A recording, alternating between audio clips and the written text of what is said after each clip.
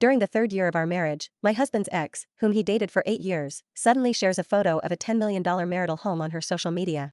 It's captioned, "I've finally gotten a mansion. Who's the best at dating?"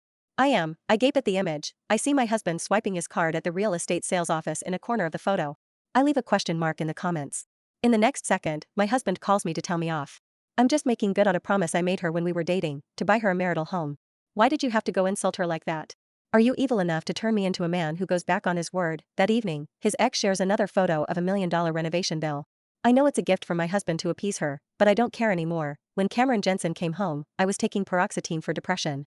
Since Rowena Sherman came into the picture, my marriage with Cameron had become suffocating, and it had led me into moderate depression. Cameron came over, snatched my pills, and threw them in the trash. "You're popping pills every time I get home. Can't you cut the pathetic act?" He pulled out a bouquet and tossed it at my feet. "Rowena got this for you." I asked her how I should punish you so she'd stop being mad, but she's too kind. She said she'll let it slide as long as you apologize. I stared at the half-dead bouquet on the table. I sniffed, and the stench of rotting stems hit me. 3 days ago, Rowena had posted the same bouquet online with the caption, "Fresh flowers and a man to make for a perfect afternoon." Those painful memories came rushing back. I grabbed a paring knife to peel an apple, hoping to take my mind off things. I don't want anything from her. It's gross. Cameron scowled, sounding frustrated. What's with the stuck-up attitude? She already sent you a gift. Is it really that hard to apologize? I didn't budge. Stop being ungrateful. You're at fault. And Rowena's already made an effort to make peace. Cameron lost his patience and kicked the dining table. The force was enough to flip it over, and I crashed to the ground with it. Just my luck, the paring knife stabbed right into my palm. Blood came rushing out of my right hand, soaking through my white t-shirt in no time. The pain was so bad, it had me shaking all over. Cameron flew into a panic. "I'll take you to the hospital." I kept quiet and followed him down to the garage. The moment I got into the car, I noticed the passenger seat was different, now sporting a brand new pink cat design. His car used to have an all-black interior. Clearly, someone had made the change in the last few days. I dated her for 8 years, remember? When we were together, I promised I'd do whatever she asked in the future, Cameron said. He glanced at me and muttered, "She wanted to change the seat, and it's not a big deal." What? You're not going to freak out over something this small again, are you? I bent down, climbed into the car, and fastened my seatbelt. "No, pink's actually cute." A flicker of surprise crossed Cameron's eyes. "You're not asking me to change it back." I pursed my lips. Every time I saw Rowena leave traces in Cameron's life, I'd get rid of her stuff. But now, I couldn't care less about anything. "Hurry up and get me to the hospital." "My hand's killing me," I said flatly. 20 minutes later, we were almost at the hospital entrance when Cameron's phone rang. "What's up, Rowie?" Rowena's sobs came through the phone. "The villa's way too big, and I'm scared of being here alone." "Calm down." Cameron's eyes were full of concern. "Turn the lights on. I'll be there in 20 minutes, he slammed on the gas. 3 minutes later, he screeched to a stop at the hospital entrance. I curled up in the seat, suddenly hit with a wave of somatic symptoms. I gasped for air, sweat soaking me through. My hands were shaking, and my head was spinning. "Cameron, I feel terrible. Can you help me inside?" "I can barely walk," I said. Cameron shot me an impatient look.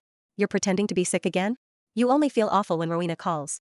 What, is she like a knife twisting in you or something?" He flung open the passenger door, pulled me out of the car, and sped off without a care. I crouched on the ground, trembling uncontrollably from the somatic symptoms, and couldn't move. The sky was still dumping rain, drenching me in seconds, including the wound on my palm. I was in so much pain that my face went pale. I curled up on the ground, watching the cars drive by. Luckily, a kind woman saw something was off and came over to help, stopping things from getting worse. Half an hour later, I began feeling normal again but heard something that blew my mind. "Ms. Tuttle, you're pregnant. Can I go ahead with the abortion now? It can only be done during the day." Once I got the wound bandaged, I went home and changed into something dry. Cameron happened to come home. He kicked the chair in frustration when he saw me lying on the bed. "I told you to iron my suit as soon as you returned, didn't I?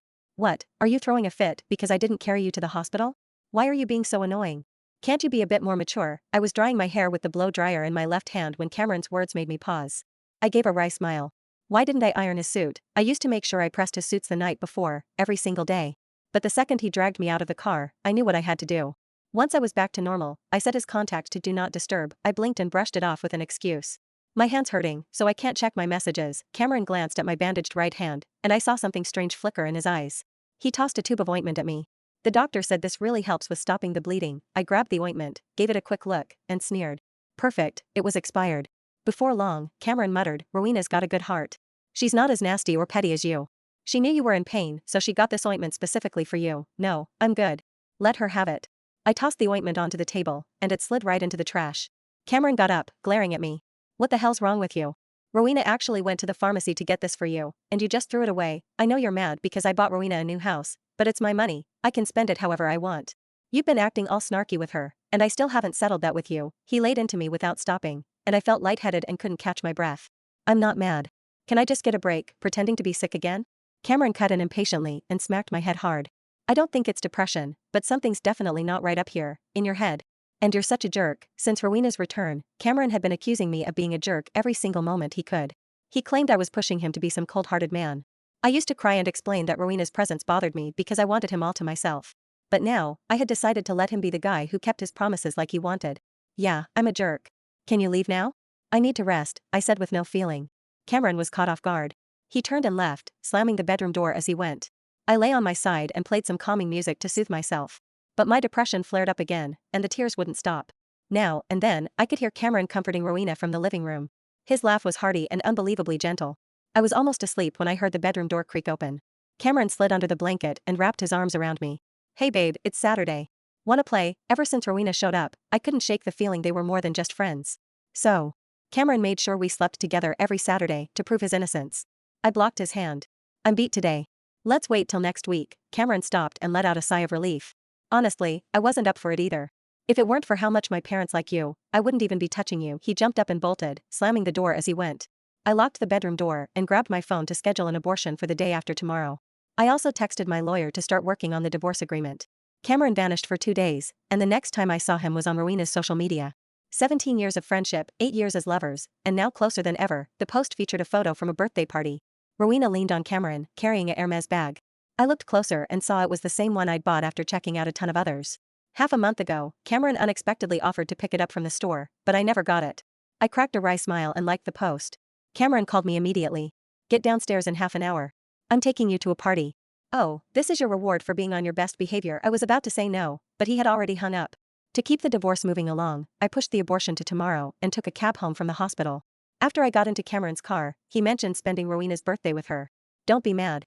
When we were dating, I promised her I'd spend every birthday with her if she wanted.